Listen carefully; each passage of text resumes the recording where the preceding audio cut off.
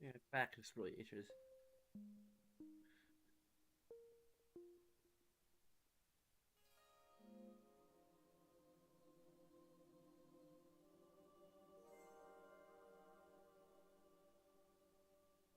We're in the middle of a shrine here. Oh yeah, we're in the middle of a shrine I can't solve.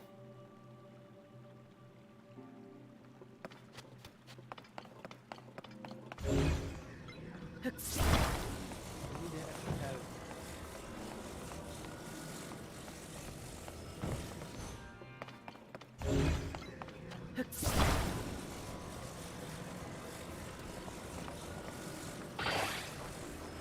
Ellie, I thought you were hiding.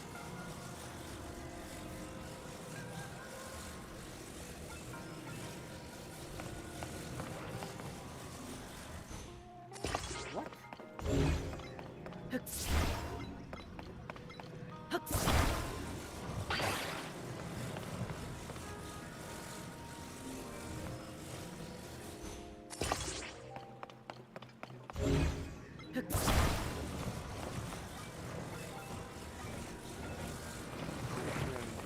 Bomb jumping is something that or other, but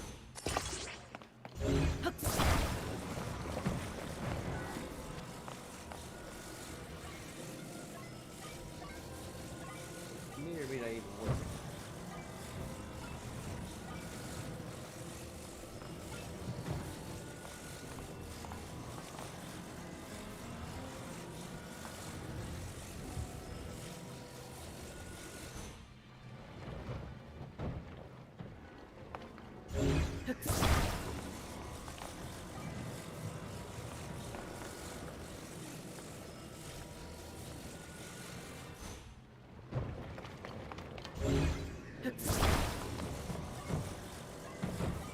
Power price is not.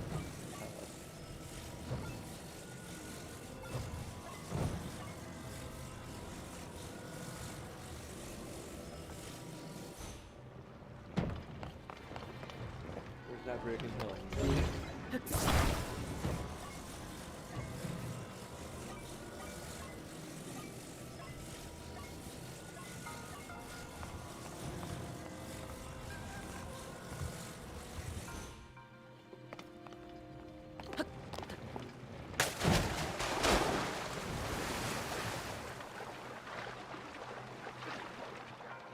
I have no idea what they're expecting me to do here.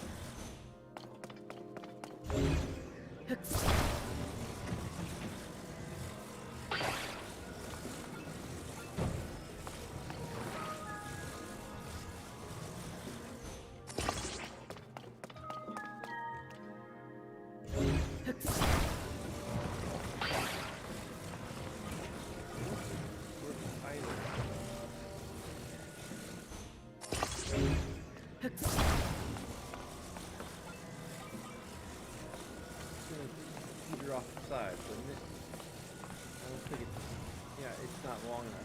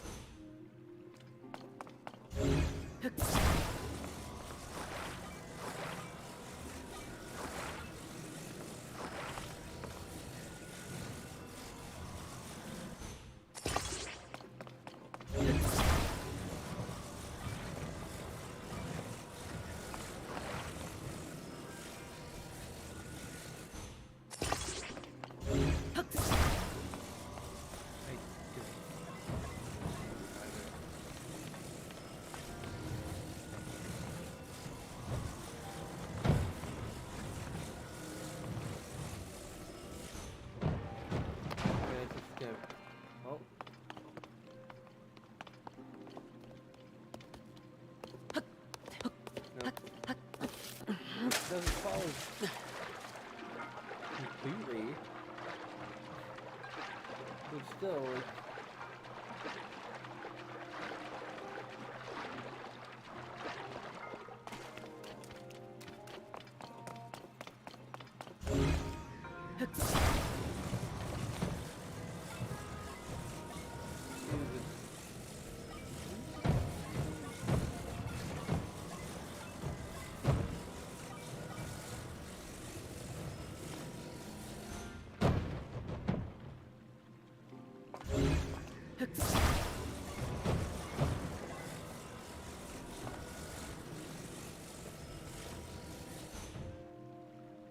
oh, okay.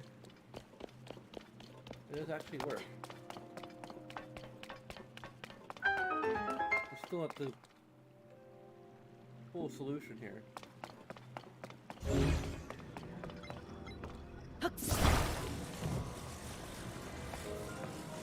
I'm pretty sure it's not the intended solution either.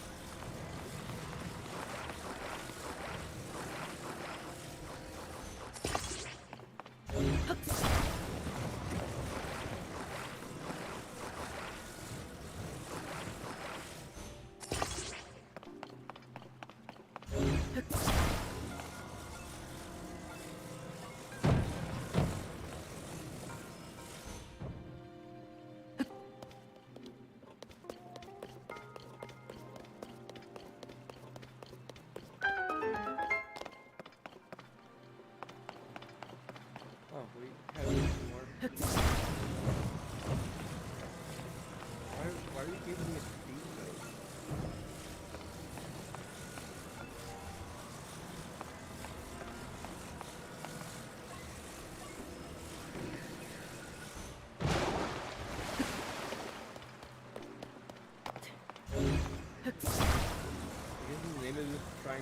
bridges.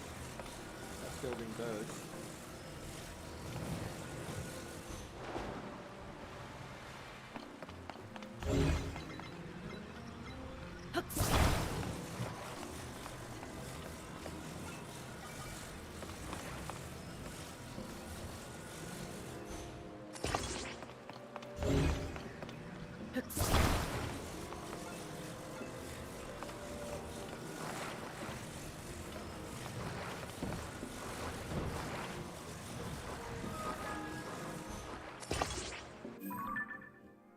I was building with logs, but still.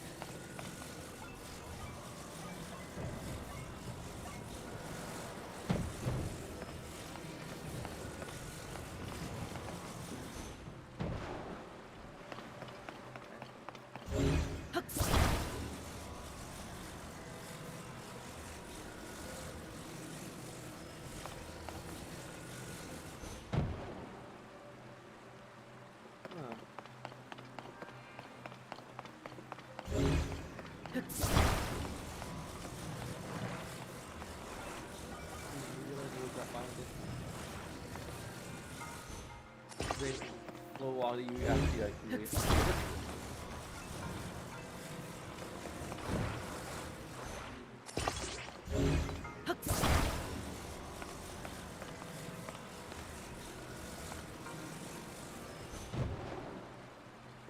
Really, they're going to make it so long that you can't actually bomb jump it.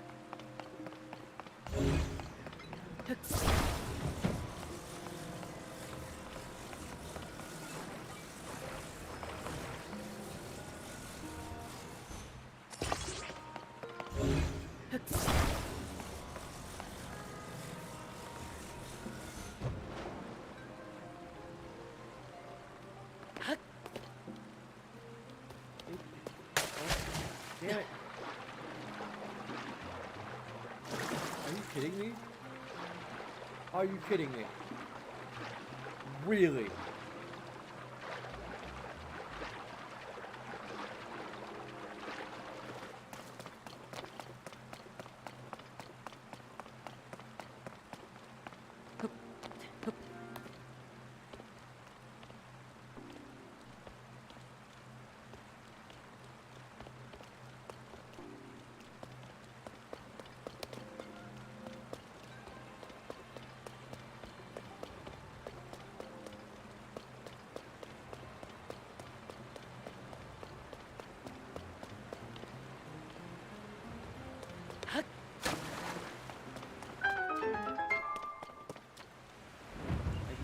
Across too, I guess, if I really want to, if I had to.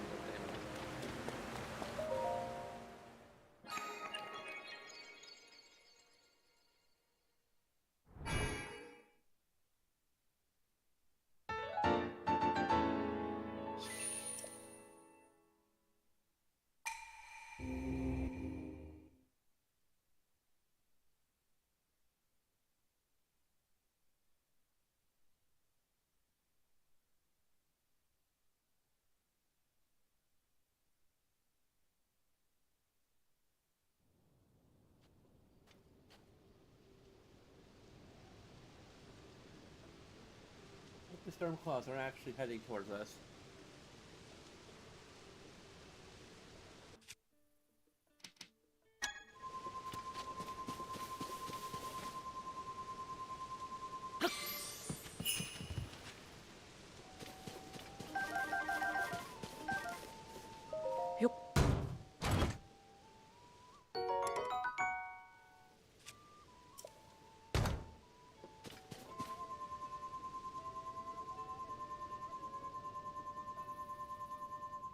freaking kidding me?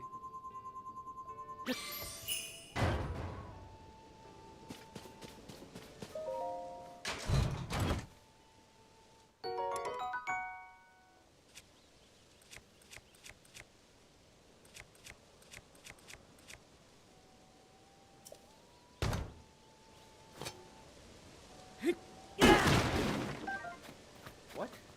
Huh?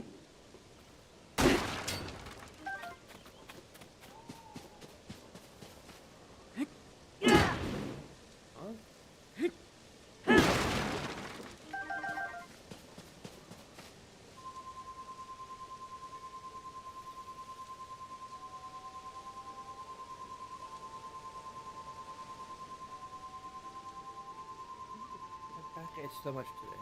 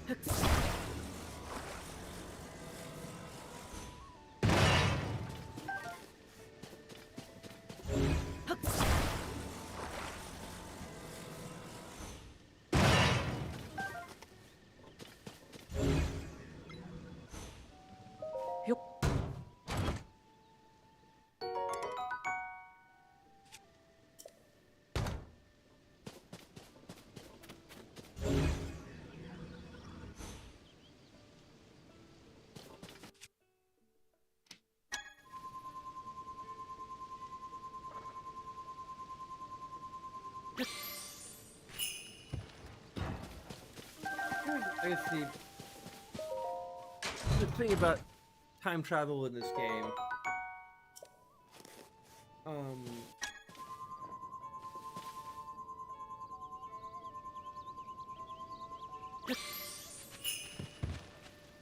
as far as I can figure, the purpose of a time travel is strictly narrative.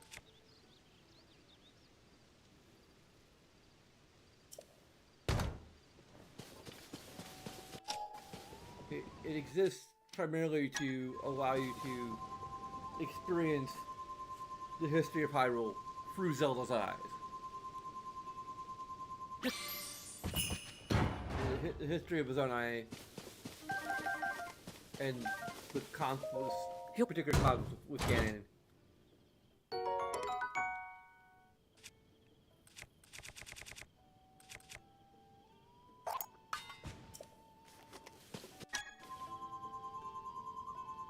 So I feel that for that type 1 time travel, or heck, I've had an idea for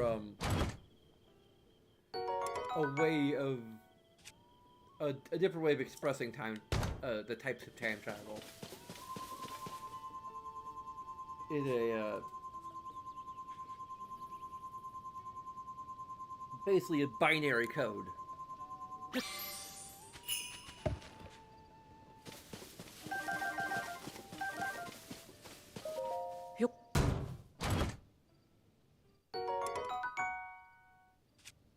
Because there are bare minimum of like 2 components to how you classify a time travel story or a time travel method.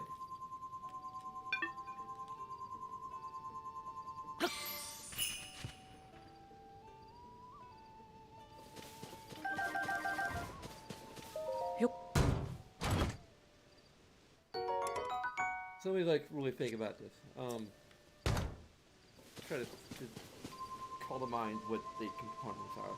Oh, hey Ellie, being really polite. Yep.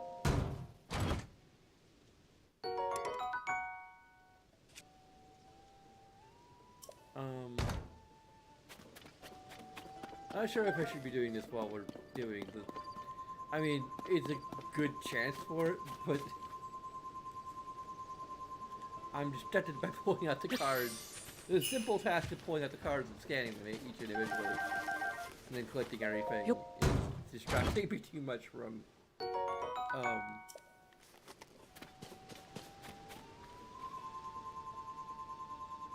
Let me see. But just to try to get this conversation started, um, with myself. Um, okay, let's just start with the definition of what Warren refers to as Type 1 time travel. So, okay, there's the. Okay, whether or not time will branch.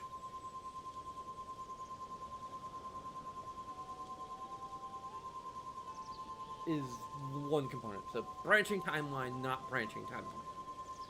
Um, then there's whether or not history can be changed. Yeah, I think those are the two components. So branching versus non-branching, um, mutable versus immutable.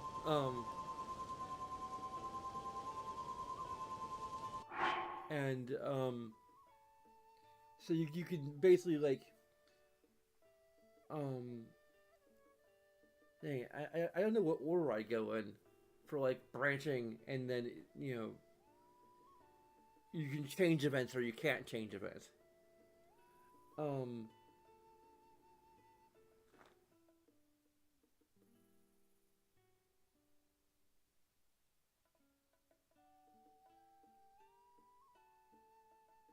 I guess like mutable or immutable will be the first variable, and then because I mean it's in some ways like the most important. Um, then branching or non-branching it would be the second one, which means there technically be probably at least four types of time travel. If you want to,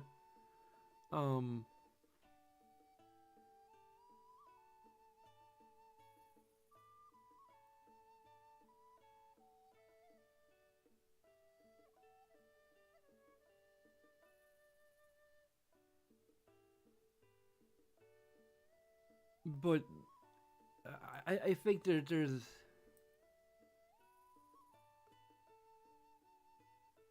I don't know. Um, I guess branching would be like multiverse or no multiverse, maybe in a broader sense. Um,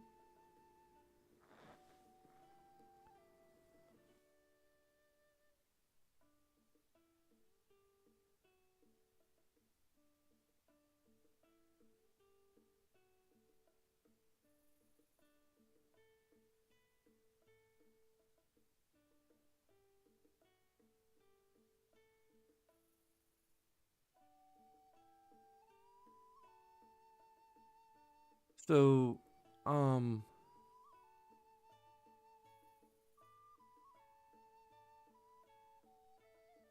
so one means that you can do it.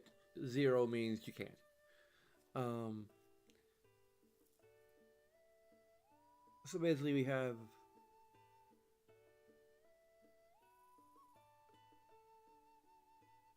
type 00 time travel, which is basically type 1. It means that history is immutable, it can't be changed, and it does not branch. That's effectively all of Ocarina of Time up until Zelda uses the Triforce to bring Link back. Spoilers. Um, for Ocarina of Time. Um, because as far as I'm aware, having not like played it or watched someone play in a while, um, there's nothing in Ocarina. There's you know, like the whole the guy in the future who teaches you the Song of Storms, and then you go back and it's a closed loop paradox, basically, you know. And it's really only possible in a immutable timeline, or it should be, only be possible in an immutable timeline, because you always annoyed that guy with the Song of Storms. I think it was the Song of Storms. Um, and he always teaches you the song in the future.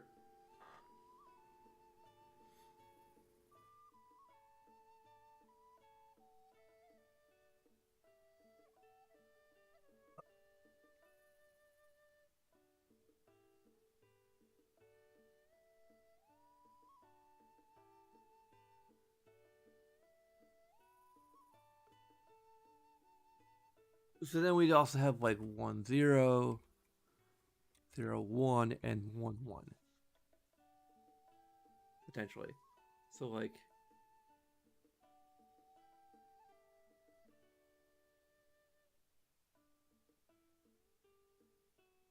with the immutable single timeline.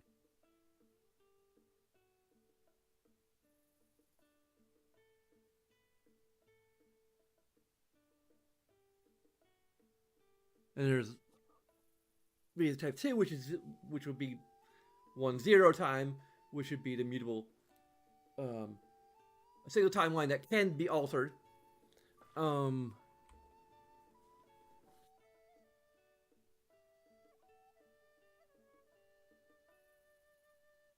Then there's 0-1, which technically can't happen. I would probably consider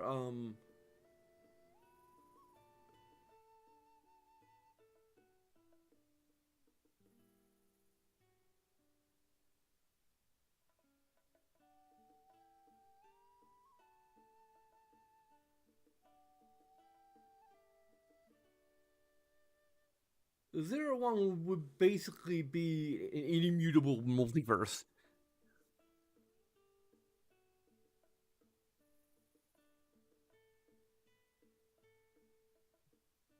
Like that's the only way that 0-1 would work. Because it's basically there's multiple timelines. They don't really branch off each other. They're just other universes that are stacked, where maybe things went a different way, but or the universes are just completely different from each other, or disparate, or I don't know. Like basically, it's the impossible. It may be technically impossible because if time is immutable, then it can't branch. Therefore, there's no branching. Um,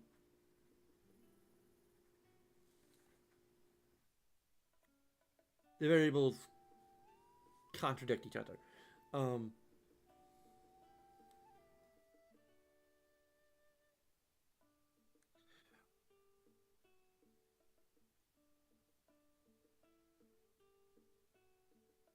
it can also be that time branches, but not because of anything that you do through time travel. Um, that might also be, or you could say that the branches that exist have always existed, because you're always meant to time travel and always meant to create a new branch, and therefore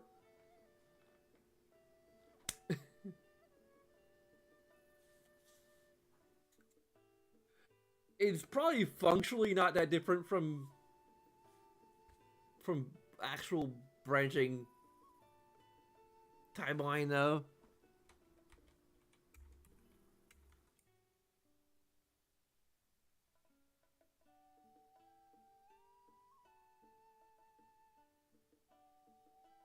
But anyway, yeah. What are you doing, Ellie? What are you doing with my bottle of water? You better not be punching holes in it. You never had any interest in punching holes in my water bottles before.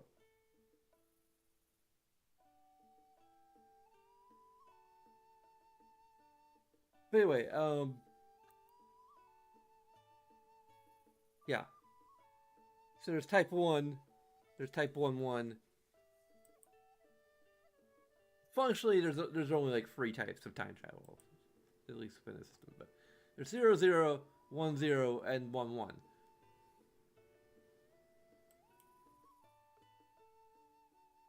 And Ocarina of Time technically has both of them, but you need the power of Triforce to actually create a branch, and even then, the branch is probably going to go 3 ways.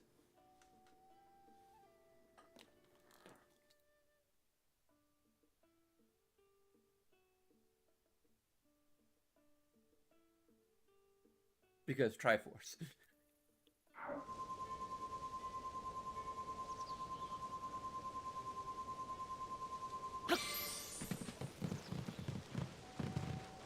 At least make my own game theory about the Fallen Hero timeline is that it was an unintended side effect. Ellie, please! I'm trying to explain the mechanics of time travel! This is no time to be cute and get on my lap. And be all cuddly. And cute. Also, for some reason, like, the webcam... Like, even without the green screen effect, your fur is, like, shows up very weird on the camera. Not sure why.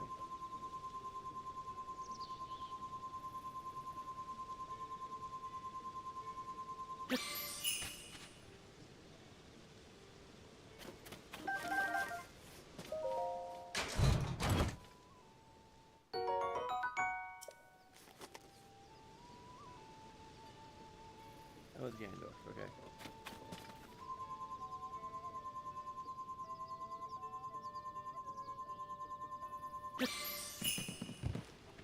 But anyway, Ellie, if you look like you're gonna bite me, I don't appreciate that.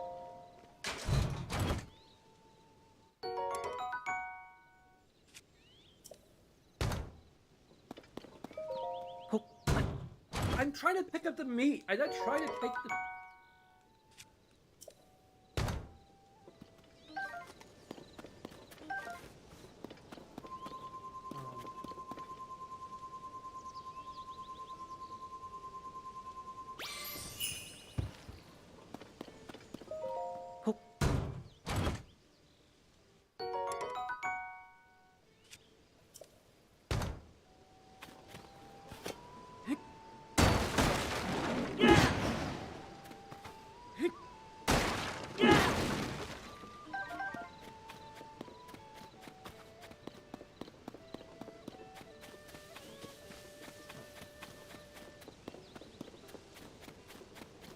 Stop moving the...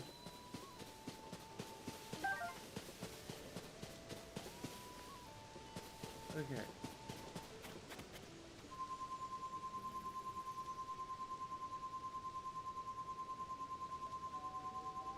I still can't speak about the subject of time travel. Great.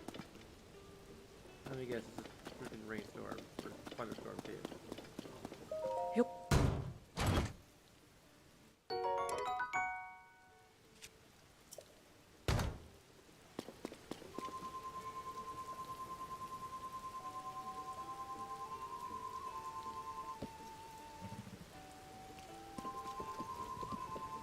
Do you mind?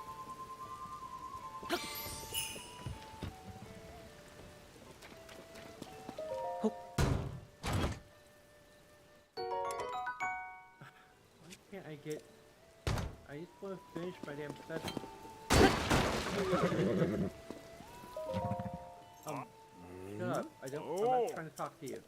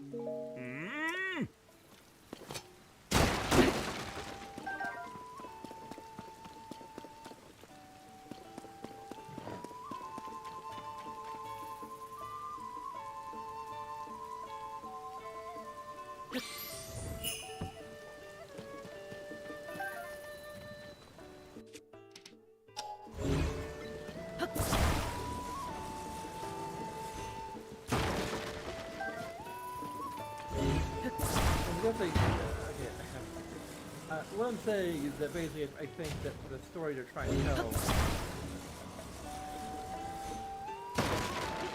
and given my own consistency with my own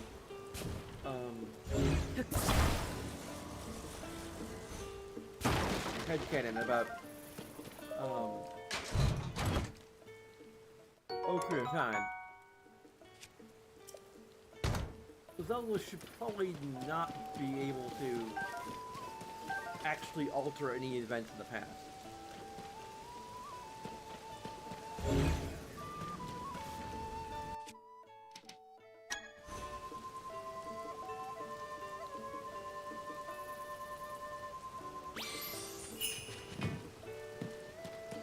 Even to make the absence of guardians and divine beasts make sense.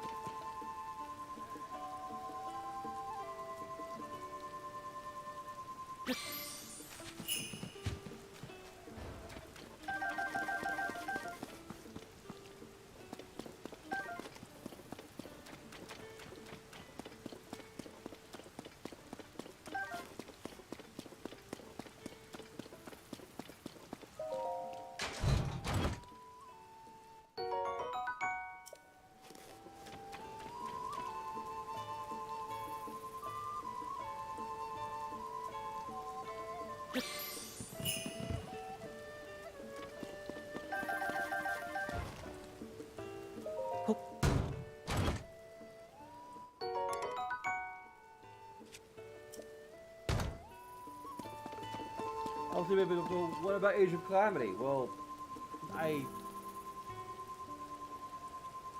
would argue that Age of Calamity is, in fact, its own entirely separate timeline, where time travel works differently.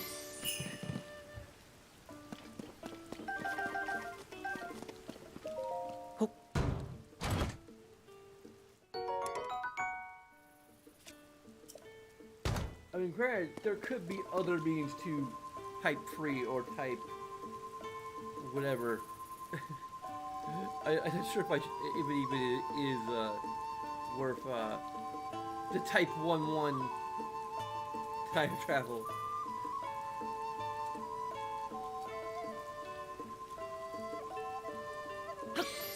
I'm probably just gonna keep using Runner's terminology because it's easier.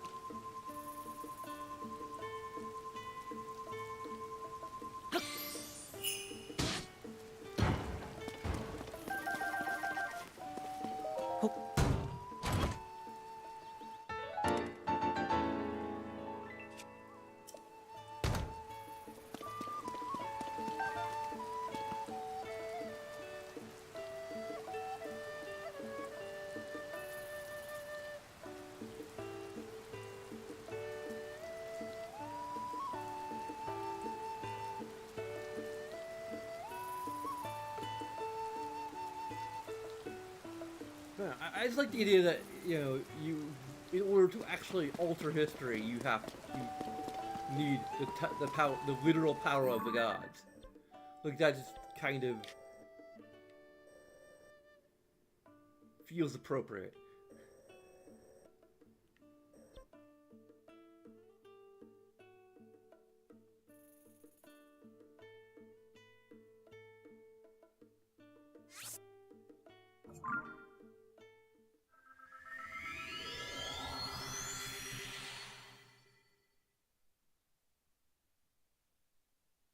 which is why I personally argue that Age of Calamity is even less canonical than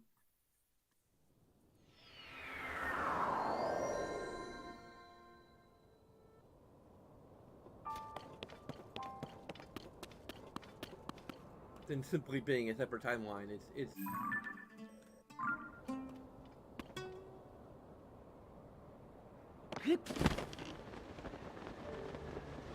what happened in that game should not be possible.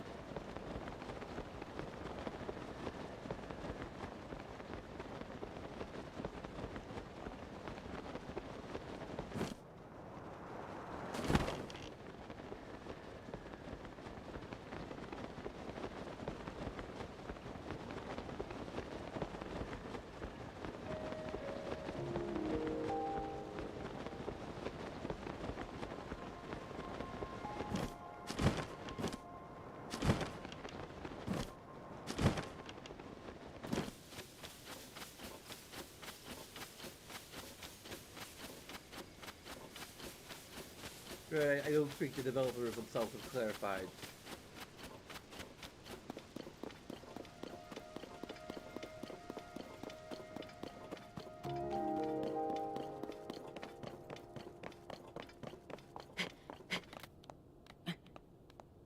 I don't think most people who write time travel actually think about.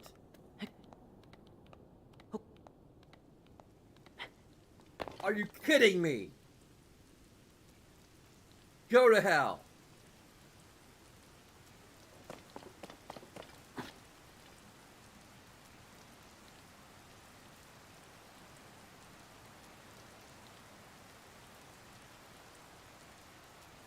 Let's just wait here. Talk more about time travel, even though I think I already said all I need to say.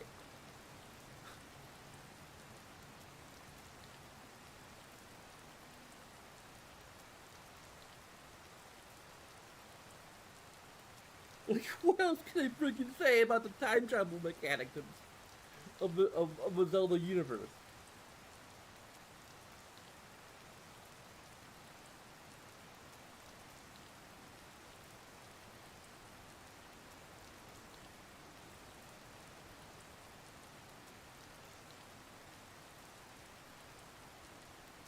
Like, I will say there are an annoying number of works of fiction where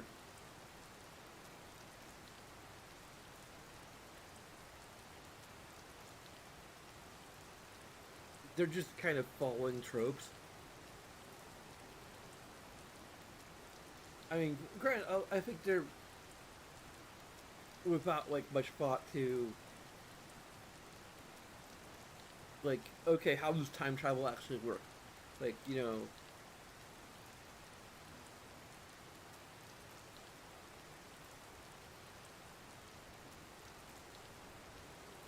though I do think like, one of the more interesting and maybe novel ideas for time travel is Avengers Endgame, where they're effectively using Type 3, but it's kind of a variant of it because, like, usually when you branch the timeline, you're just in the branch. It's effectively Type 2, except that the original timeline still exists.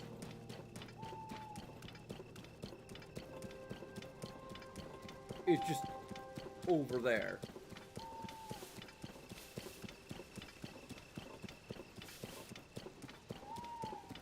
And you may or may not be able to get back to it.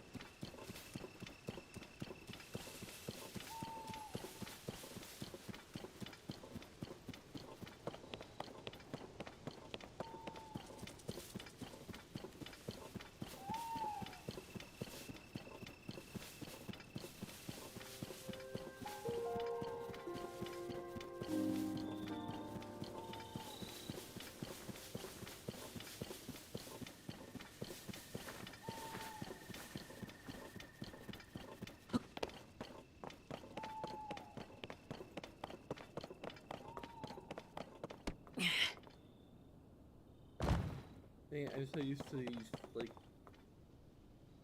these rocks just being...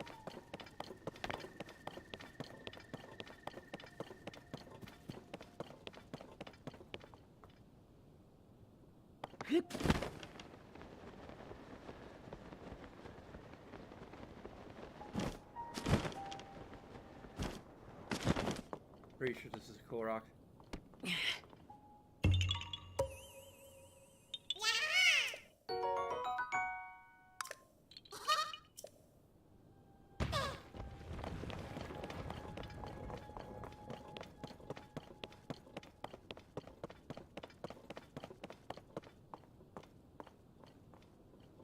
So this actually is still part of the sequence that we've been seeing. I think it's going to confirm that, like, these are only able to be viewed in order, which is what I was saying they should do. Apparently they took my advice before I even gave it.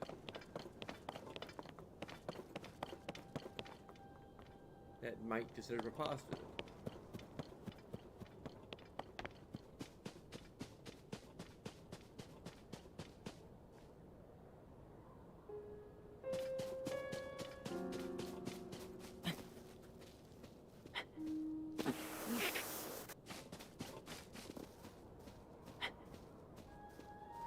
I don't know how I would look up where to find these, or where to find the exact location of the dragon tier within the geolith.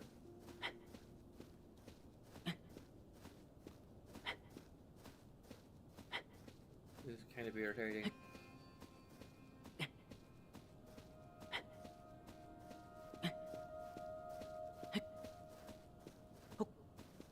I think it's a mountainside geoglyph. I mean, there might be other mountain glyphs that are on a mountainside. So I have...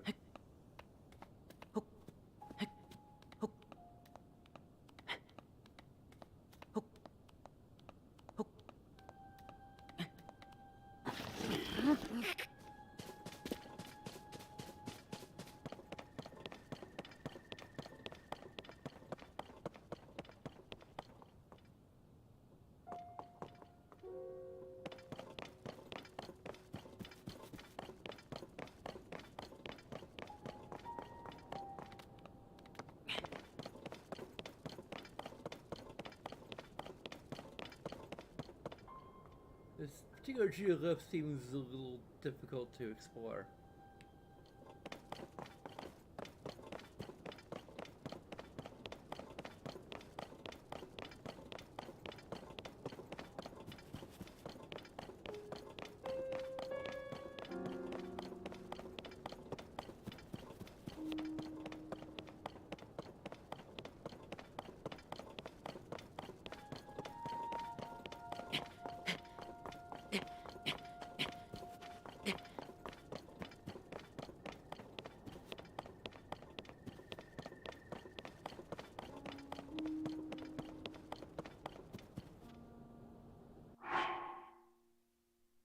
I need to look this up.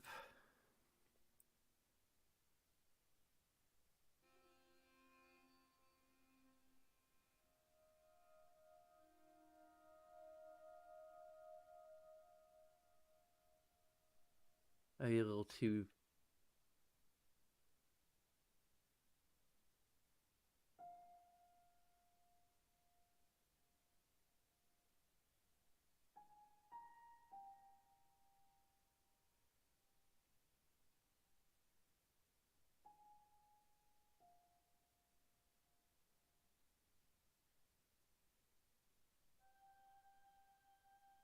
Connection is less, that's the cure. Sure. I'm not signing into it or anything, so...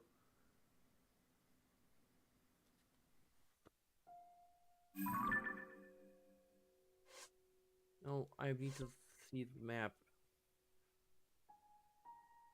It's the Mount Flora, maybe?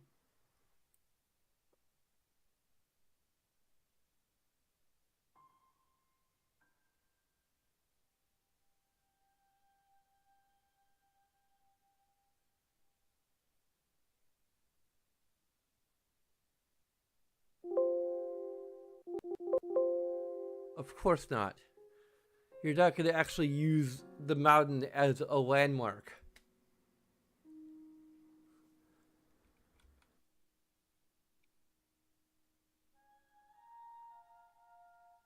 There is Lake Hylia. That's why this is a king's duty. Again, I don't know if it is actually like who created this might not be aware that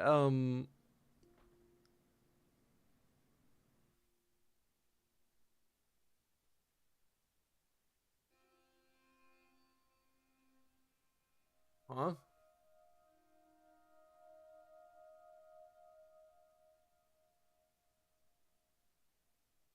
Yeah, I found the geoglyph.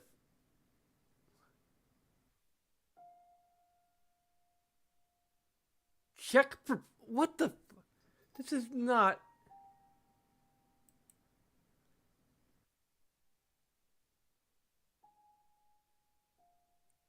Here's a different one.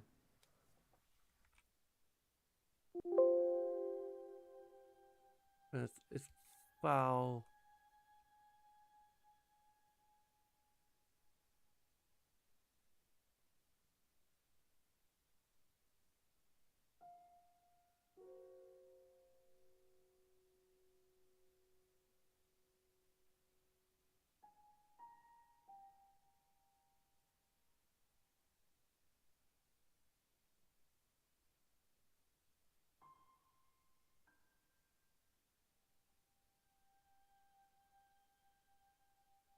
Far western middle.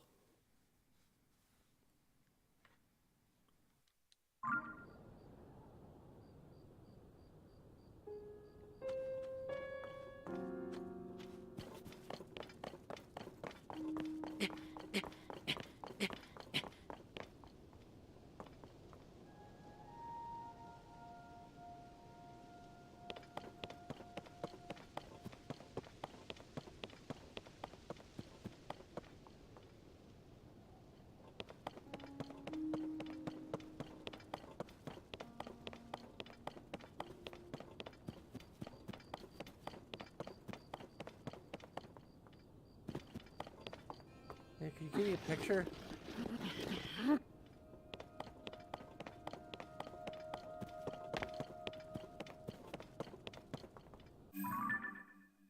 Yeah, this should be the west side of it, so.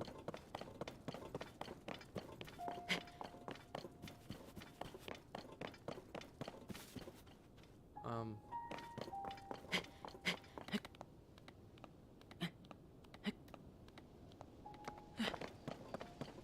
Far western middle. That is not very helpful.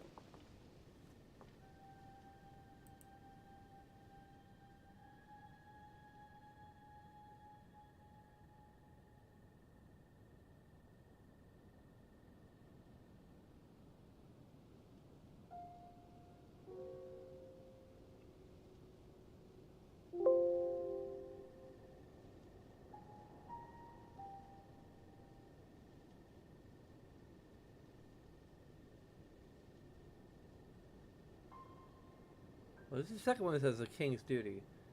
Well, here's the coordinates.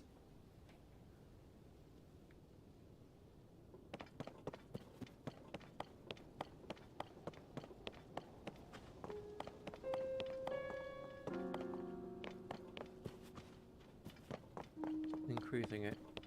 Let's see here. This is gonna be really bad.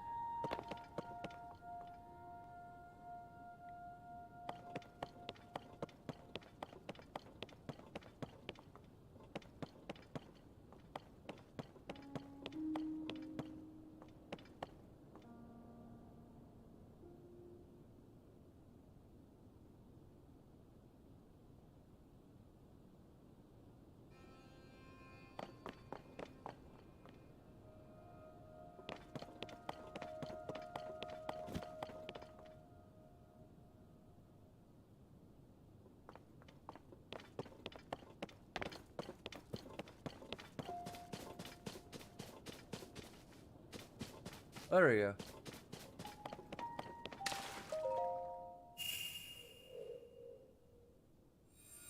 So according to the guy, it's supposed to be a king's duty, but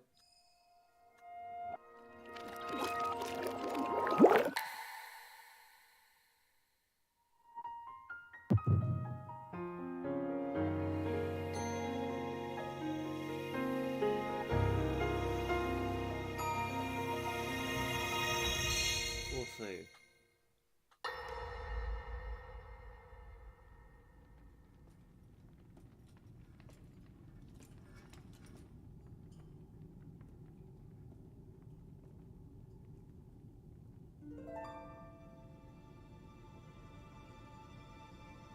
Sonia.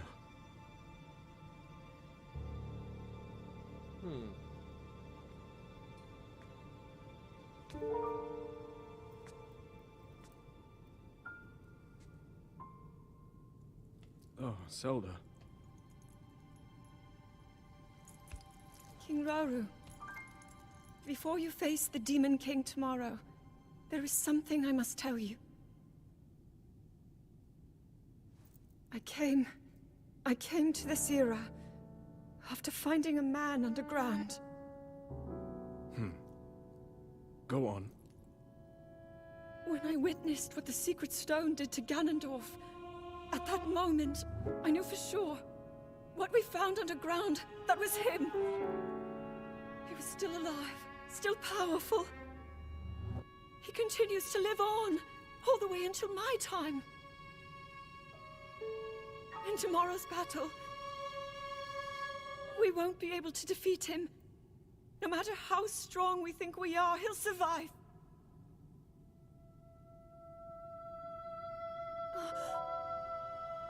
And you will.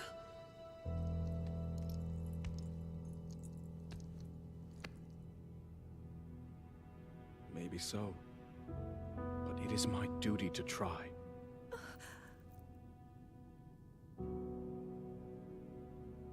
It was my hubris that set us on this path. I must atone for my error in judgment. And above all else, I remain the King of Hyrule. As with any leader, it is my duty to safeguard and protect my people, even if I must risk my life. Rauru. And if it proves impossible for us to defeat Ganondorf, we rely on your knight, and that legendary sword he carries. Our last line of defense will be Link. But remember, that was a future where you never appeared in this world. And you are here now. No, that's not how time travel works. I believe there is a reason you were sent to us. It has to mean something.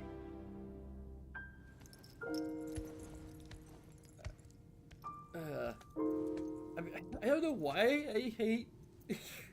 I'm starting to turn to lore in terms of not liking the idea of The reason I am here.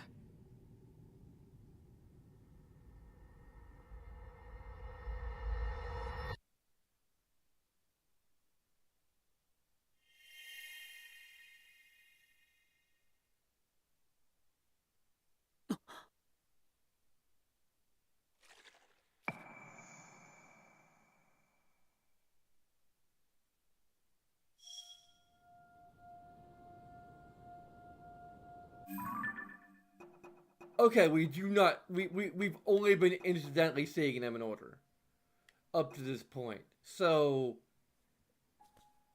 absence of a positive, probably, maybe a negative, because there's a way they can fix this. Just have it be that no matter which order you discover the glyphs in, you just see the memories in order.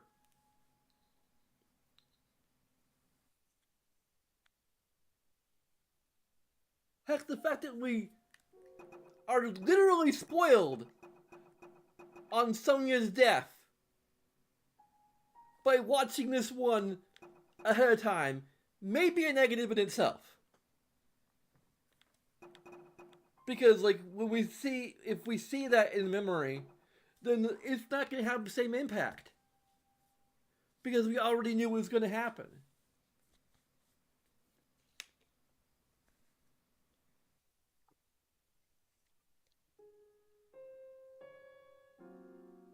So I'm kind of leaning toward a negative.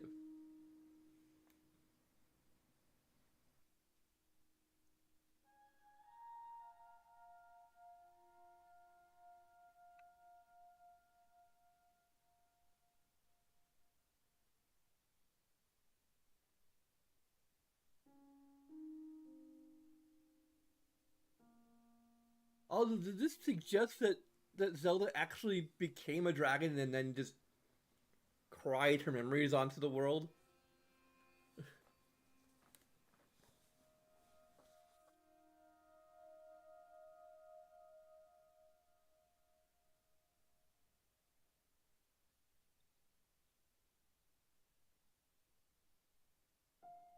I don't know.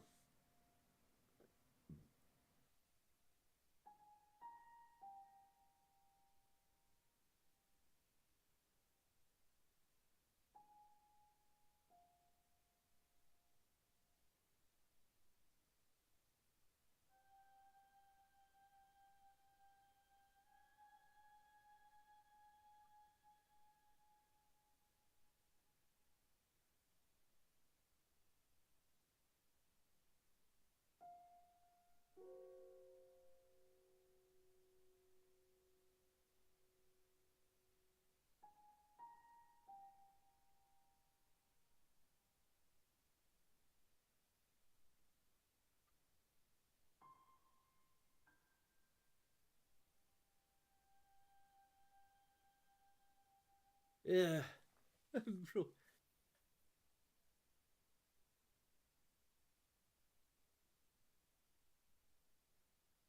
I mean, there's like type 1 time travel is interesting and it is also kind of just the hardest to write. But it's also kind of the most rewarding to unravel as you're reading a work or experiencing a work. Um, I personally kind of don't like Type 1 just because it feels like a time traveler's instinct is going to be to want to change history. And then how do you.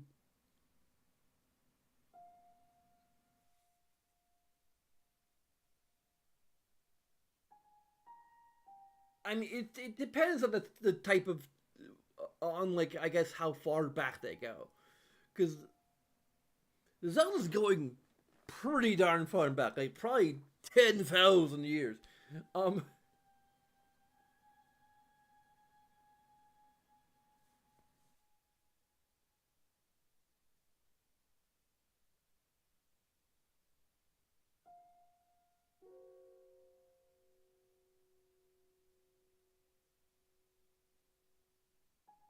so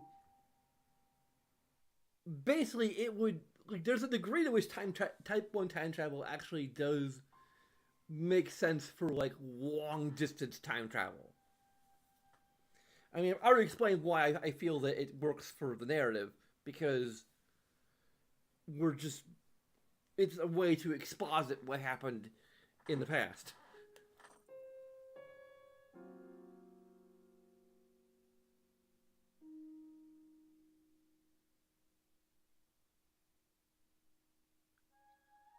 Therefore, Zelda being able to change things is um not like critical. I guess you know.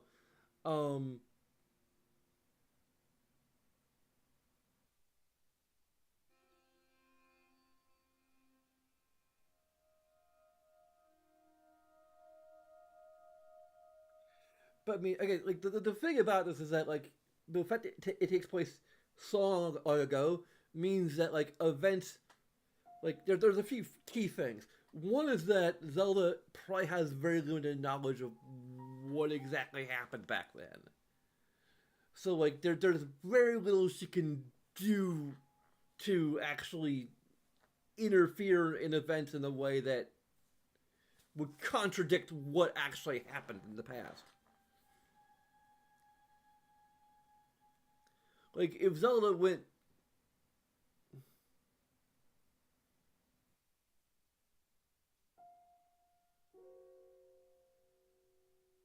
If Zelda were actually able to go to,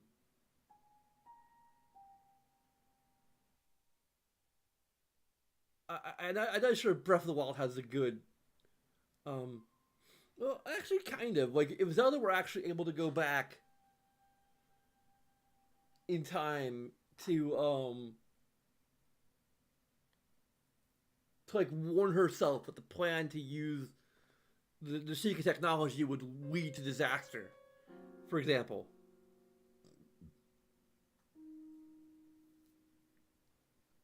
Like, there's no way that should work in a Type 1 scenario.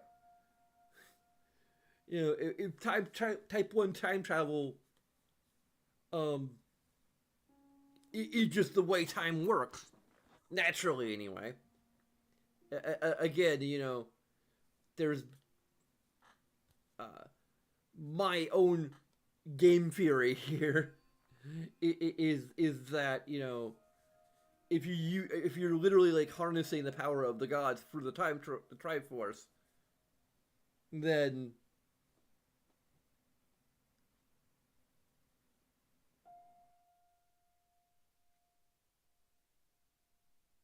granted she does technically have the Triforce of wisdom in some capacity here, but it's not. It's probably not the full Triforce. Like, I believe at the end of Ocarina of Time, she has the full Triforce, and that's what she uses to send Link back to experience his childhood. So, you need the power of the full Triforce to actually, like, do something that alters history. Like, that's my personal headcanon, which is may just completely disregard. Like, it either means that A, there are other powers or other things within the setting that allow that kind of time travel, or I'm just completely off base on everything. Or the developers just don't care, which is the most likely reason.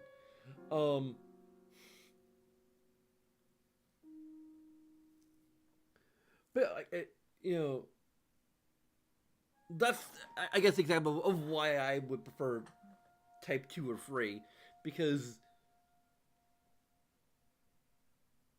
how would you prevent Zelda from being able to go to use time travel to just warn herself not to use the divine piece?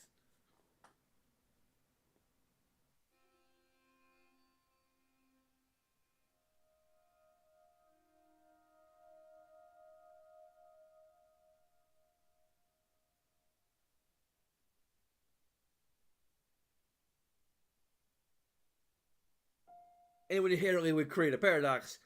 So, like, you know, is it just that no matter what she does, like, there's just gonna be something that's gonna get in the way of her doing that? Because clearly she never did that. That's what happened. You know, if you can't alter that, then is there some supernatural power of force of fate that's going to prevent her from altering history from its original course? Like that's kind of what it feels like would be required to pull a Type 1 time travel in that particular scenario. Whereas here she's going back to a time period she knows very little about. So there's only so much she can do to influence the course of events. Therefore, there's no significant ripple effect. Therefore, it can be type 1 time travel. Feasibly.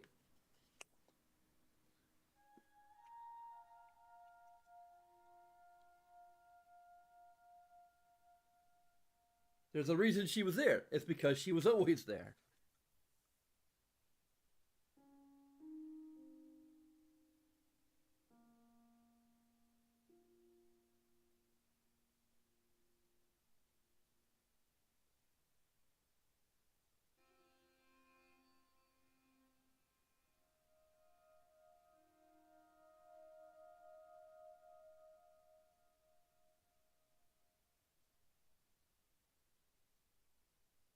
Anyway.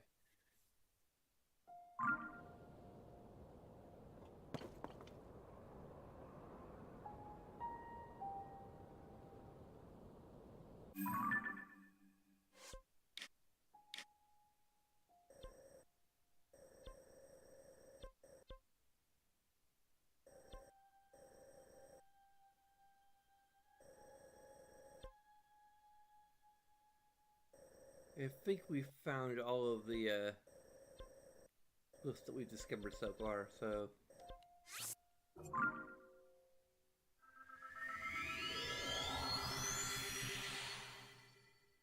Let's just go to some of the other Skyview towers and see what we can...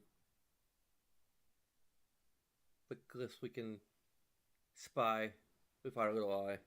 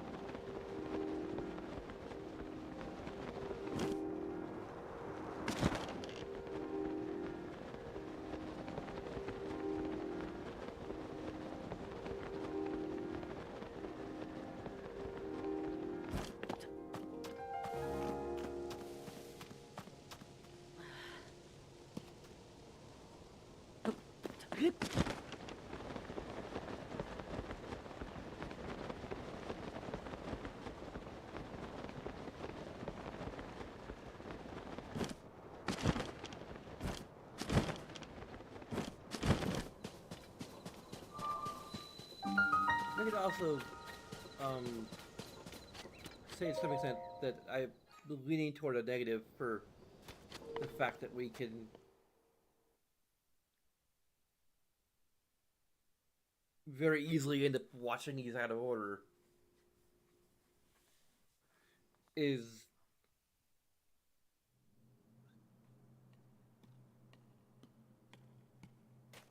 oh.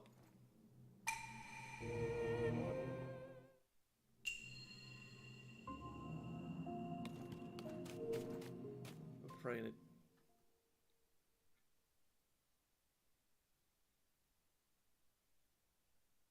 I know some people liked Eventide. I'm not one of them.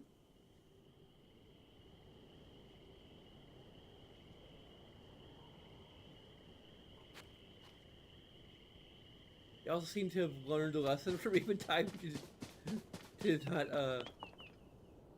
to make it compartmentalized and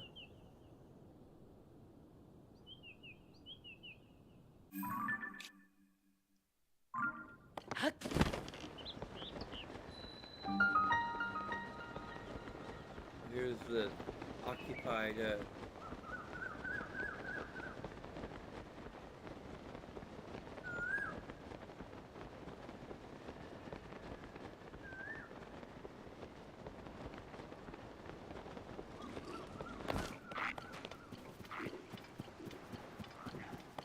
what? Monster forces? Wait, is this like an actual like, way to clear it?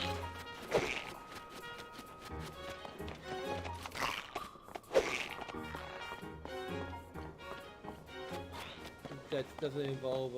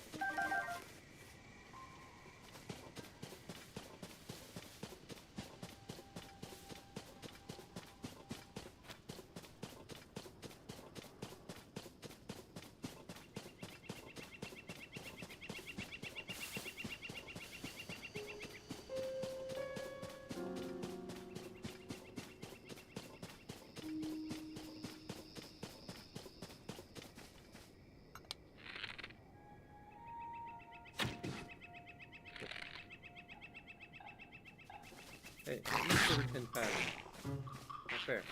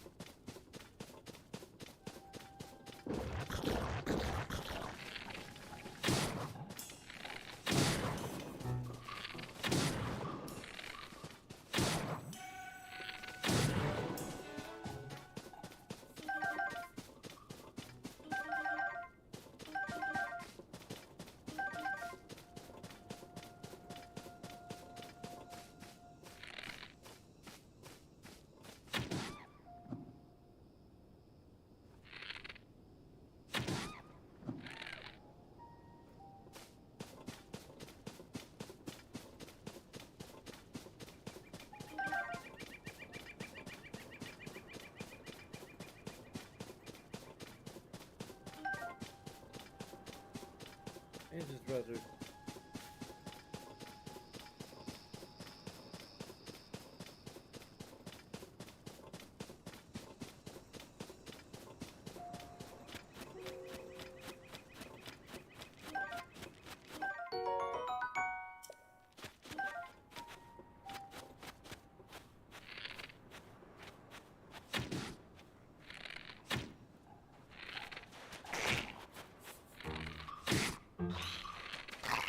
Can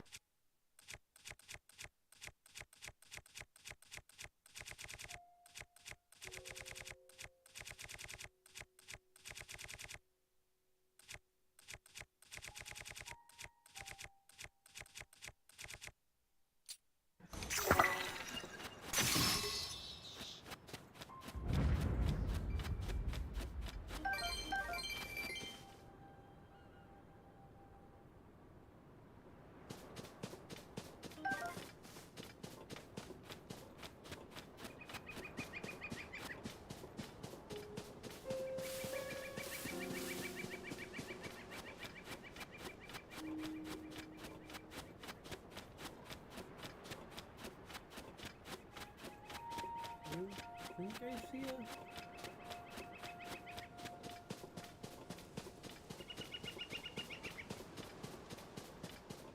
I don't know.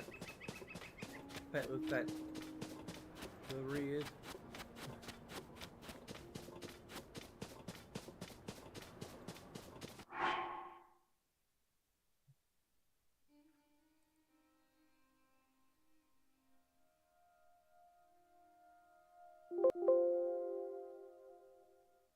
Why did I use it?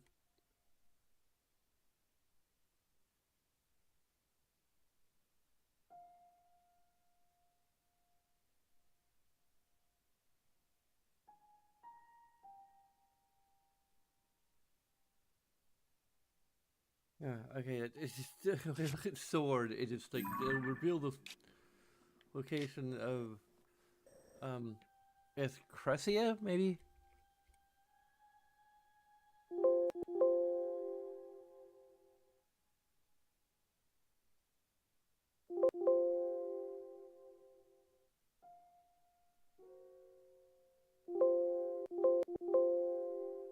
Are you freaking kidding me?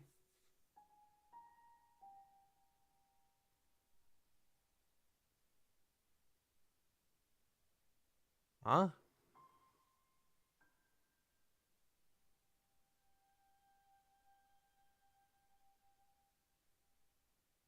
Oh, this is actually...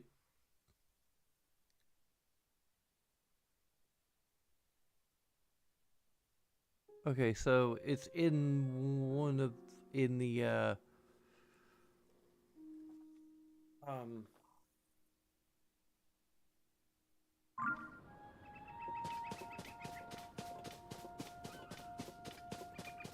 it's in the hilt. In, like, the left side handle of the hilt. I don't know technically. I don't know the anatomy of the sword.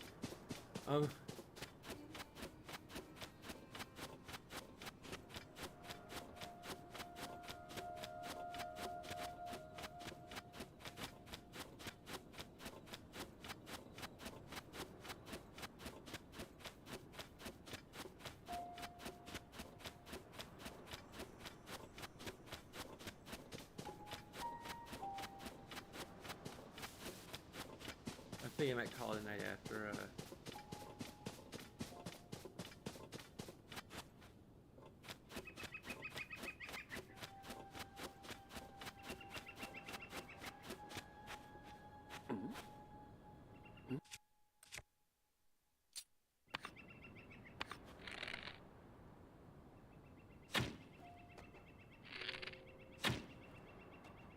Great.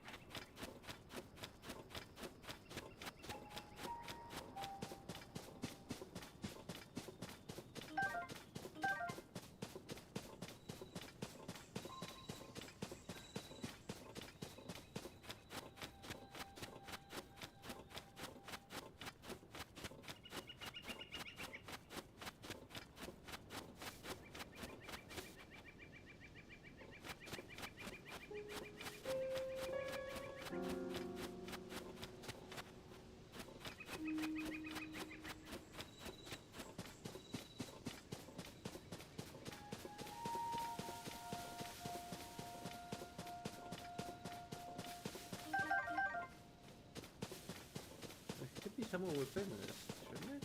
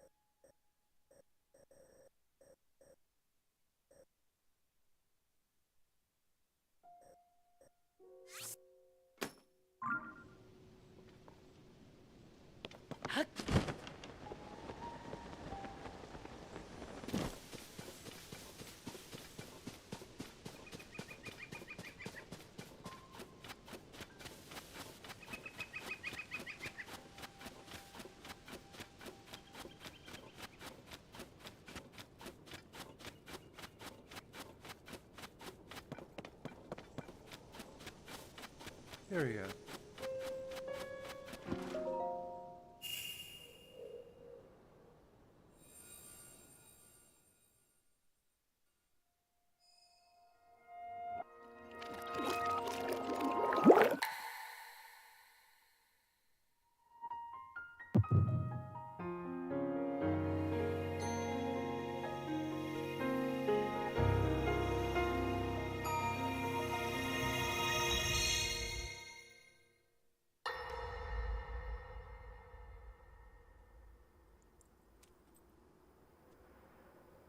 All right, Zelda. We are alone as you requested.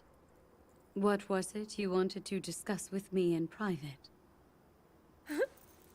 You are far too trusting.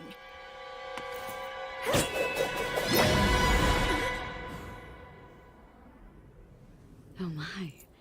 I'm surprised to hear you say such a thing. That is quite out of character for the Zelda I know.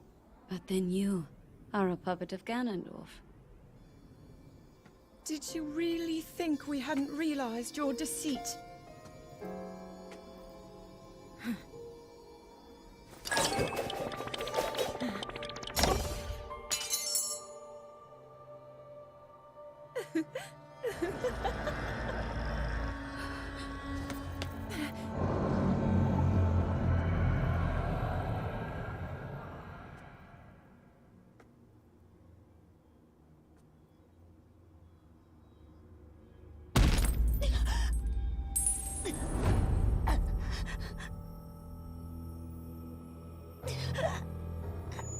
Oh, shock.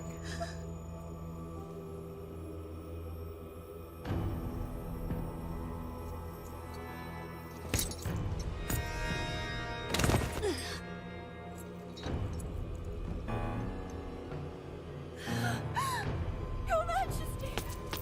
Queen Sonia! Oh no! Queen Sonia!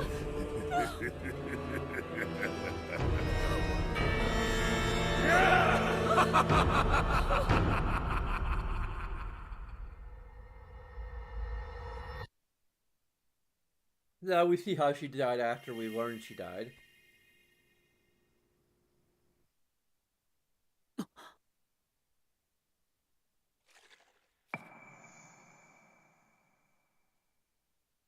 I don't know, but I'm more inclined to get that interaction because it's less about how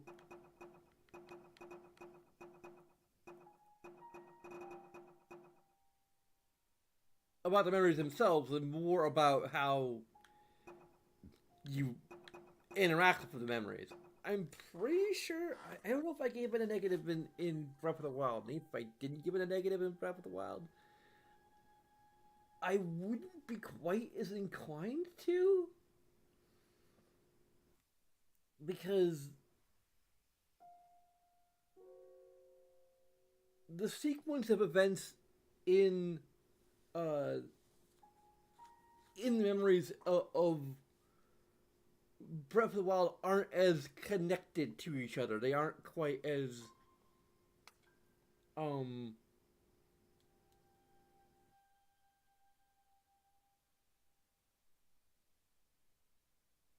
like watching one before the other doesn't necessarily matter as much in Breath of the Wild. You know, like seeing something that happens later, like when Zelda like is running away and like after the calamity,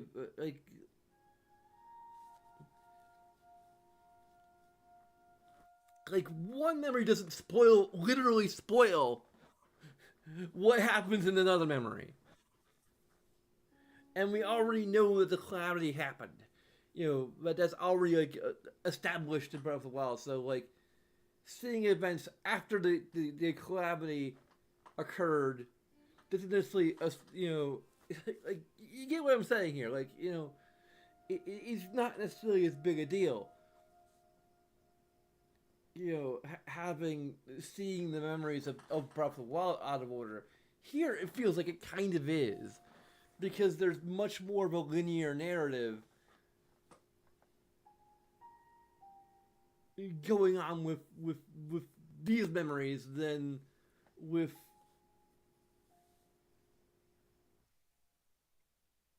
memories of from Breath of the Wild of the original Breath of the Wild. And if I did give it a negative for Breath of the Wild, that would just be even more memory reason to give it a negative here for consistency's sake.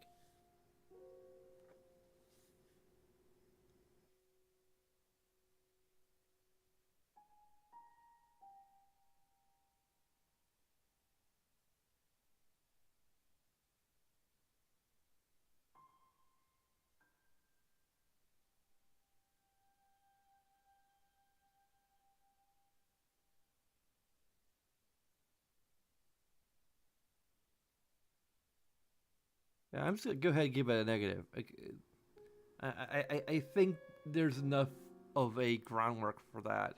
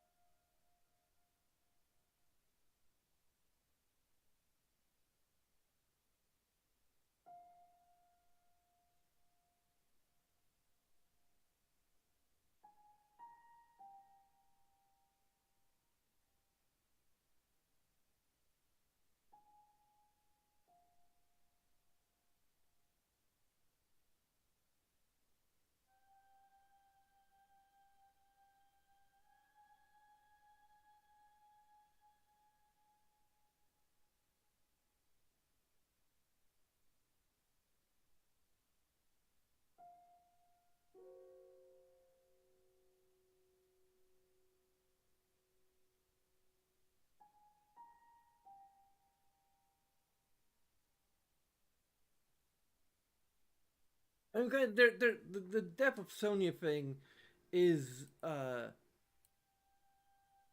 kind of a two-tiered problem because in terms of how you can fix it, um, I think the best way to fix it is interaction. Just make it so that no matter what, you discover the dragon tears. No matter which dragon tears you go to, there it is like this dragon tier is this memory. This dragon tier is that unlocks this memory, which is what they did. Instead, they should just be like, okay, the first dragon tier you discover will always be this memory. The second dragon tier you discover will always be this memory. so on and so forth. So you always, no matter which order you discover the geoglyphs and dragon tears in, you will see the events in the intended order. Like, that is a very easy fix, and it would free them up to tell the narrative in whichever fashion they want to. The other fix would be to simply not have someone use gravestone in the 13th memory. Just nix it. Just no future memories are going to refer to events that happened in previous memories. That, I think, is a worse solution in a lot of ways, because it means that her death is just going to have no impact, really, because you can't refer to it for fear of spoiling previous memories which you may discover before or after. So yeah, I think it's an interaction negative solidly. It's an example of why of how my system is different from Warrunners, because story can be interactive and or could be purely informative. I'm sure the memories are going to be positive, sort of. Like, there could be negatives. Like, for example, again, when I first saw the Gerudo Assault, I'm thinking, like, okay, this must be skipping forward from the last one we saw. Like, and then I was, like, shocked to be like, oh, this is, like, right after the last one we saw. And it is kind of weird that, like, the very first, like, I just kind of got lucky. I wasn't using a walkthrough, I swear. Like, this is proof. The fact that I have suddenly, like, skipped all the way to 13. Because initially I was thinking, like, oh, they actually did take my advice, and, you know, sort of. And, you know, the my future feedback. And, they did do what I would have advised them to do and make it so that you just see them in order no matter when you discover what. Unfortunately, that's not the case, and therefore it is a negative, because why would you just, like, it's not even like Breath of the Wild. Like, Breath of the Wild has kind of an excuse, because these locations are where the events happened. Are literally where the events happen. So unlocking the memories is it makes sense within the context of the world. So, like, unless they completely change the mechanics of the way the memories work, but here, like, the memory locations are at least somewhat arbitrary, or at least it kind of seems that way. So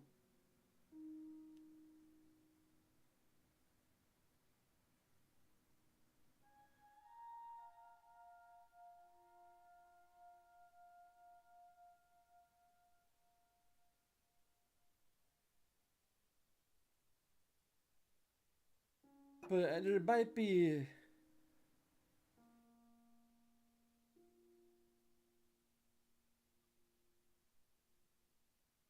also, this is kind of, the thing of Ganondorf is kind of weird,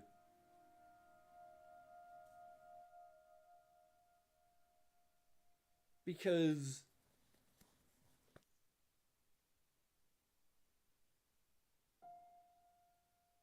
yeah, like, within the overall Zelda timeline, it feels kind of weird, because from what we, and maybe it gets explained at some point, or maybe this is just, you know, Nintendo being Nintendo, and, you know, the creators of Zelda being the creators of Zelda, and not really being particularly concerned with continuity, with the overall series continuity. Um,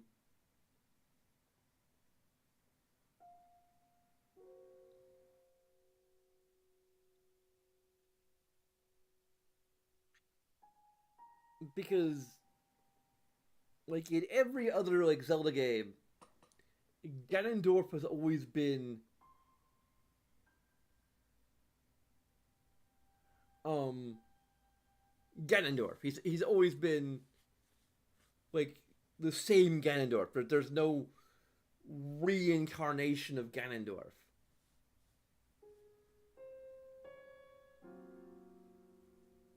Like Ganondorf does not reincarnate. Demise technically, reincarnates, but Ganondorf doesn't really, because like in the Ganondorf trilogy, for example, or was referred to at least by lore runners as the Ganondorf trilogy, which is Ocarina, Wind Waker, and Twilight Princess. Like those are all the same Ganondorf, sort of. I mean, in different timelines, obviously, but you know, the Ganondorf from Wind Waker is the Ganondorf of Ocarina of Time, and from Ocarina of Time, and the Ganondorf in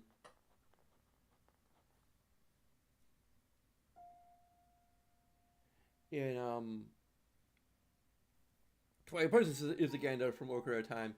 Um, the Ganondorf in the original Legend of Zelda is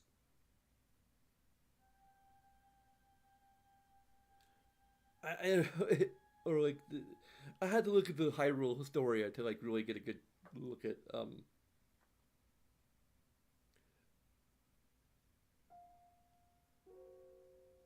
but like the Legend of Zelda, the Link to the Past, I think is also still the Ganondorf from Ocarina of Time.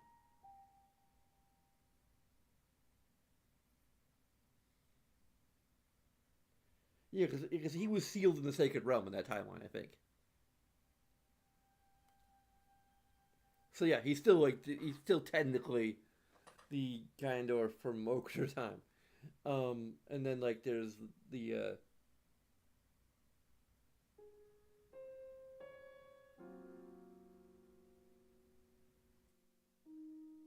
I'm not sure if there's like any sense of any point of him being killed and coming back. Maybe I need to actually look at um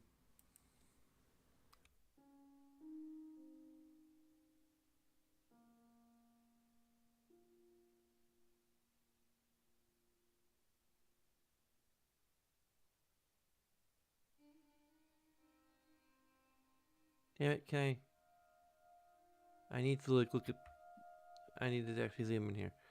Um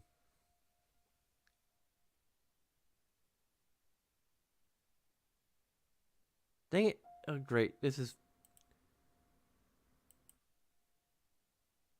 I might need to actually like save the image and then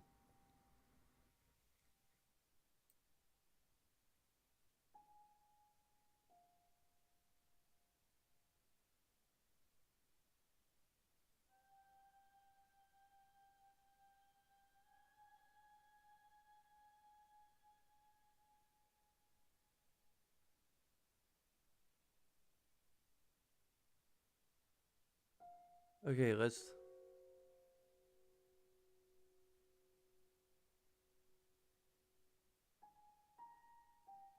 okay, so yeah.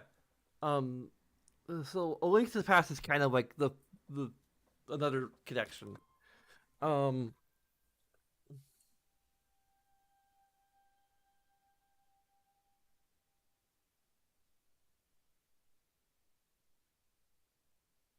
imprisoned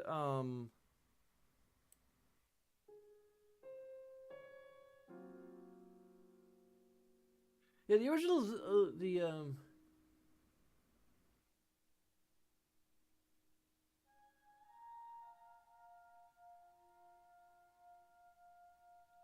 so I guess like the Legend of Zelda would technically the original Legend of Zelda would be technically an example of Ganondorf returns because reasons. Um and technically um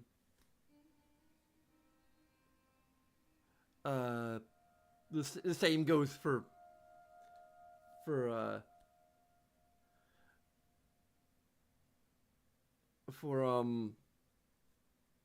Breath of the Wild, except but that's kind of seems to be another incarnation of demise.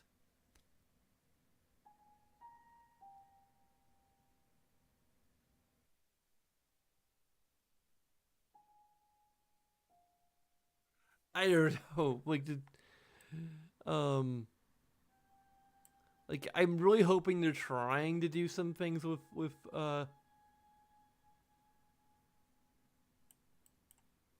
regard to actually making it feel like part of a proper timeline, but I don't have high hopes.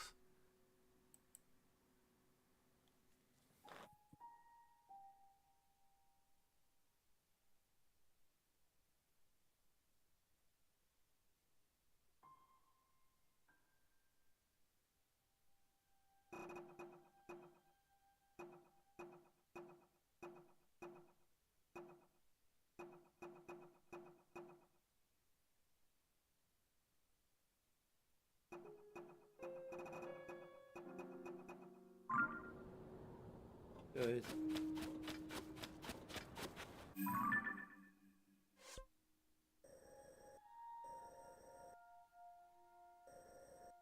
Huh.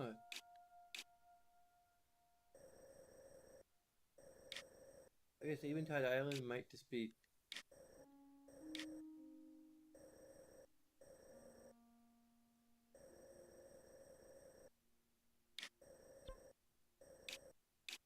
This is the one I already discovered, I'm pretty sure, so.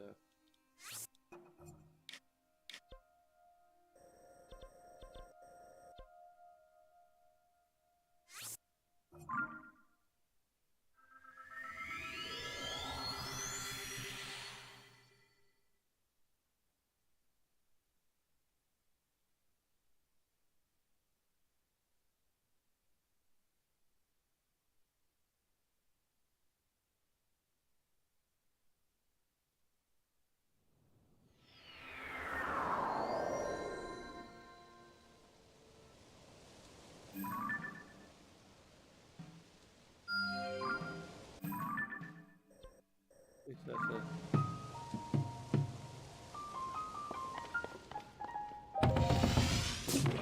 Undiscovered,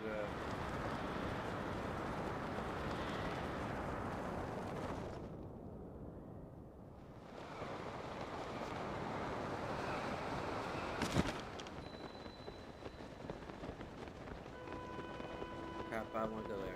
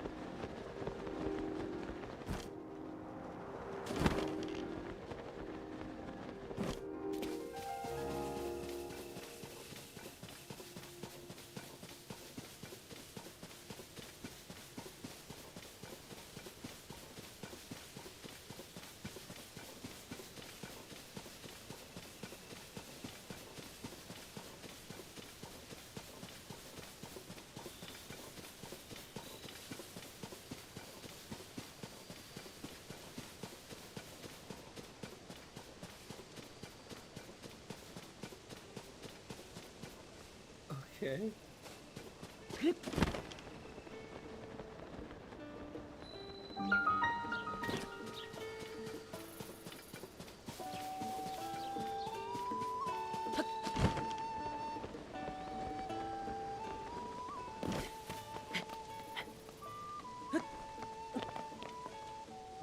That's too bad.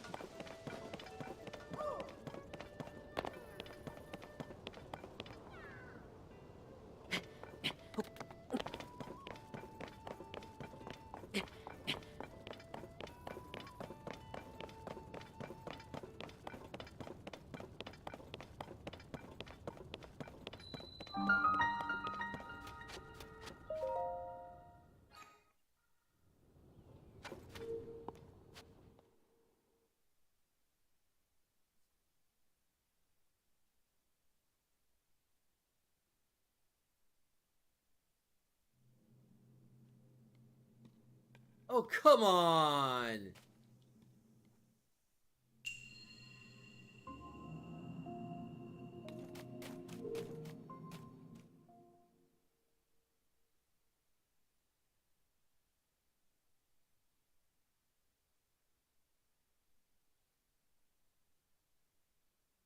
There are far too many proving ground. Um...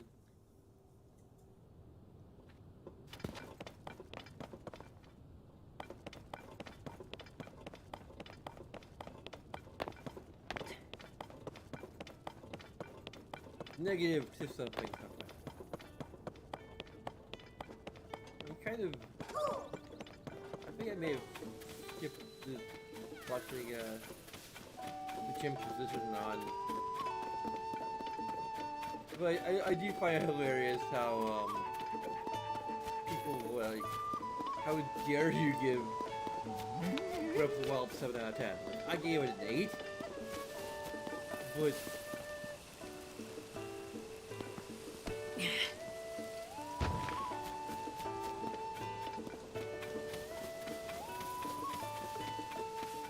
I'm sure some people will be like, anything short of a 9 or a 10 is like blasphemy.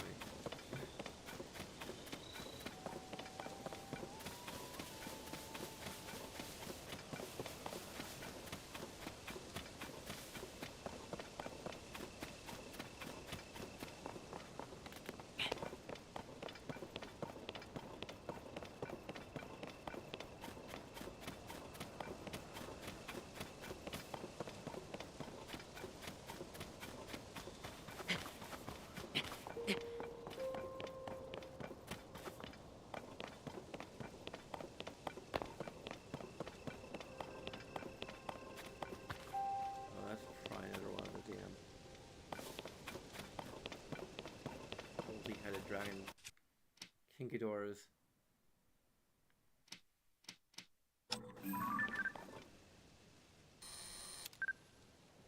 Yeah, under Gilliak.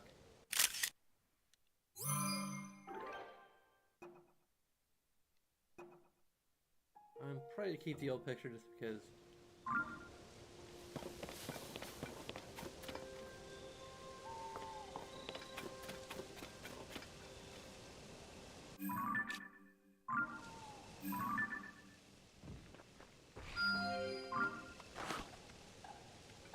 Come on. I'm just trying to explore.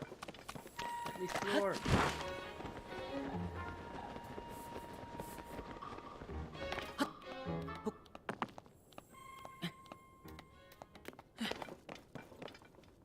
I'm guessing this is probably another example of a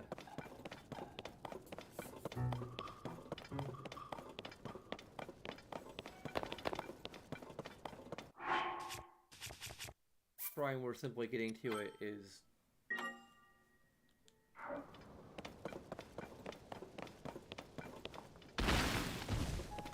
really.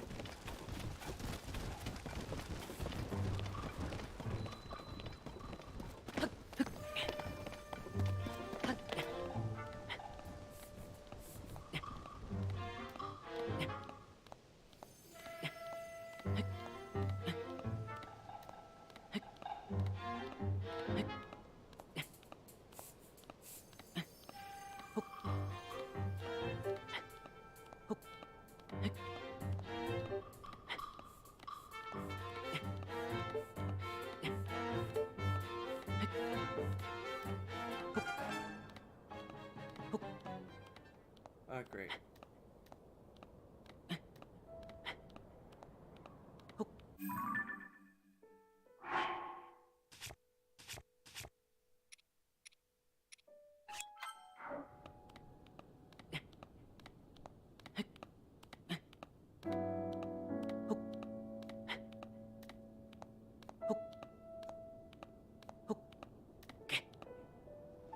Are you freaking kidding me?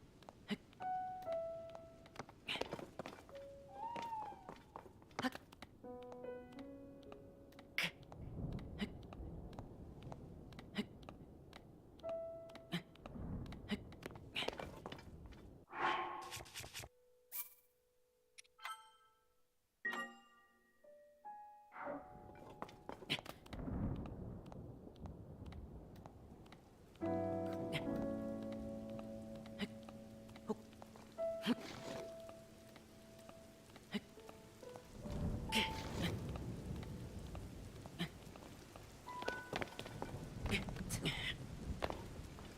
how are you all doing?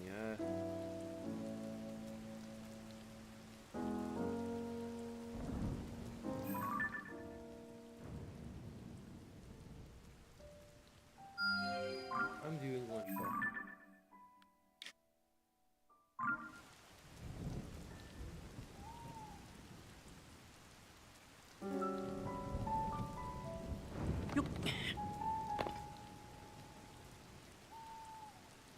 Hopefully, if it's under awning means I won't get struck by lightning, but do I really want to chance it?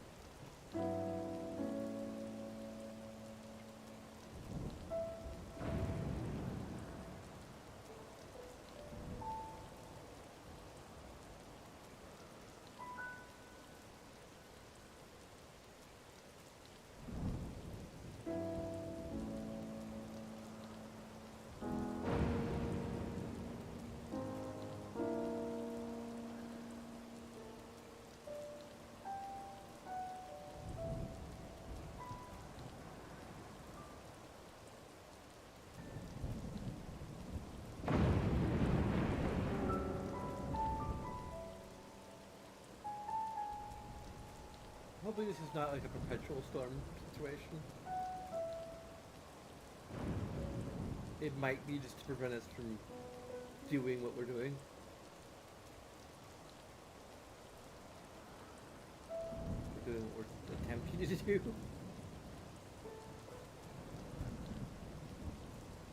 Which case, screw you.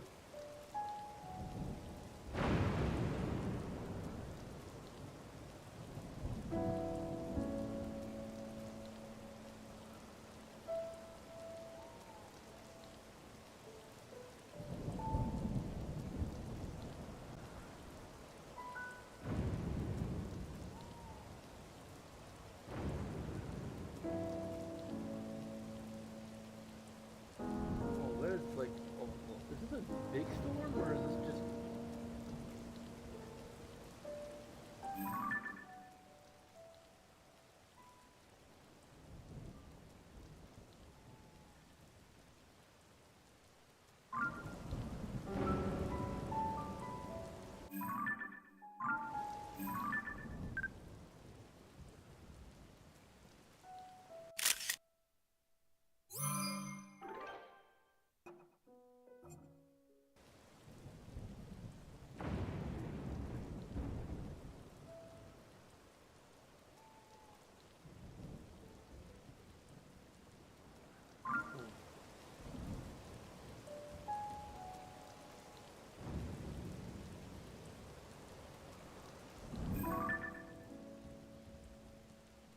I'm pretty sure that's the one we already...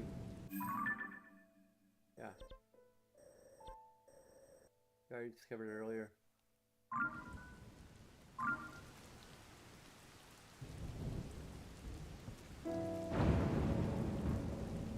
It's weird those storms happening all over Hyrule.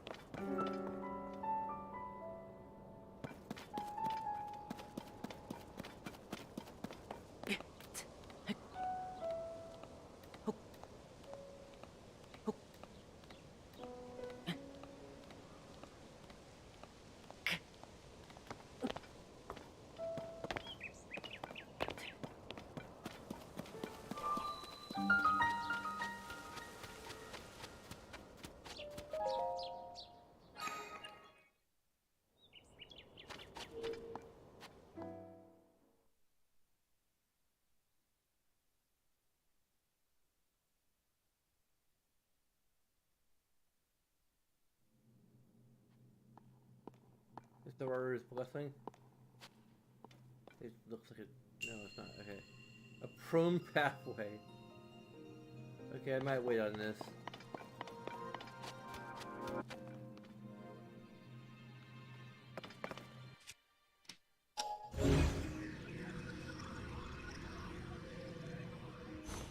I'm probably meant to use the here.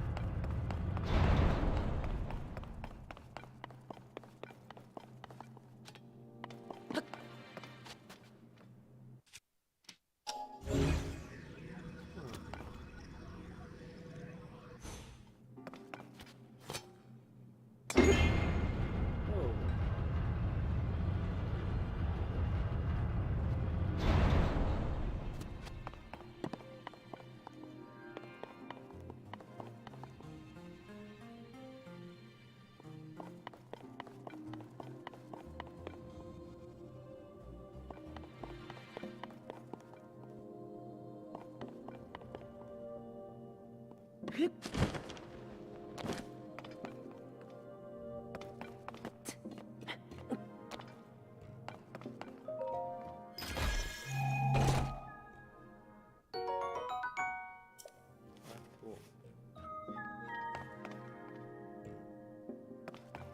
How do I get back though? Do I have to intentionally fall? I may have to intentionally fall, which is kind of bad game design, to be honest.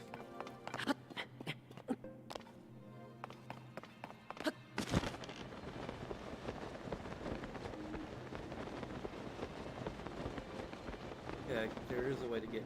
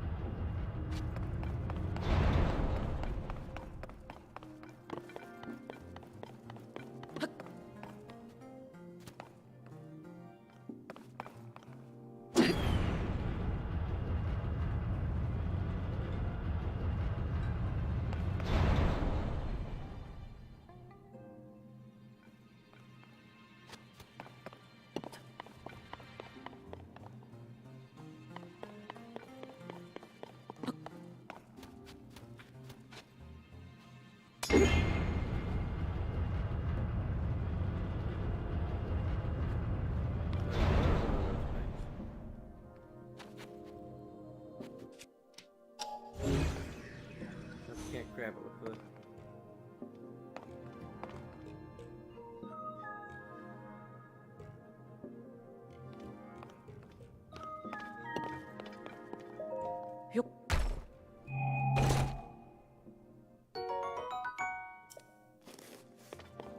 A hint that we're supposed to use the arrows somewhere.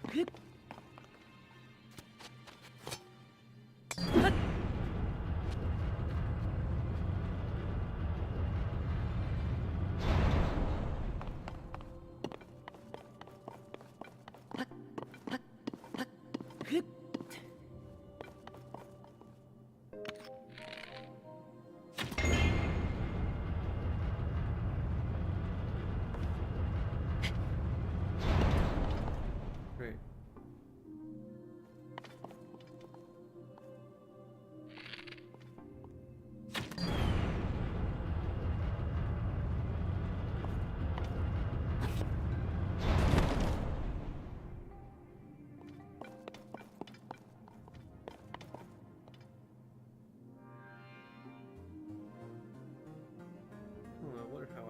get up onto that thing.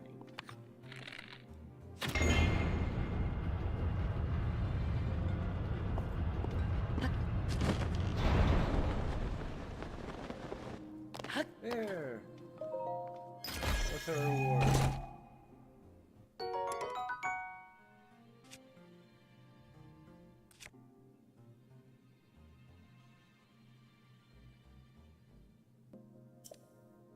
Damn it. That's kind of useless to us right now.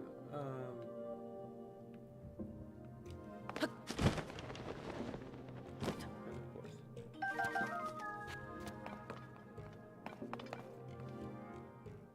So I have no idea where we're meant to like really try and get to.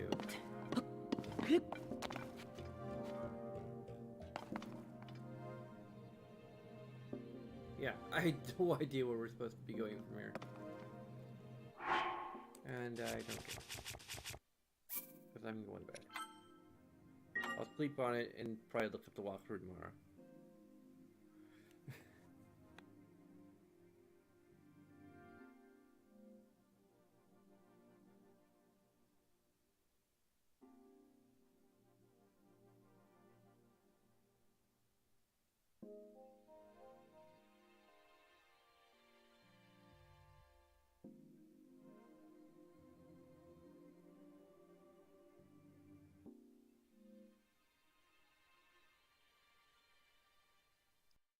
So there's a bunch of things you can do that'll take a few seconds of your time, as well as other things that are a bit more involved. But of course, all of that is entirely up to you, and regardless of what you decide to do, I thank you very much for watching.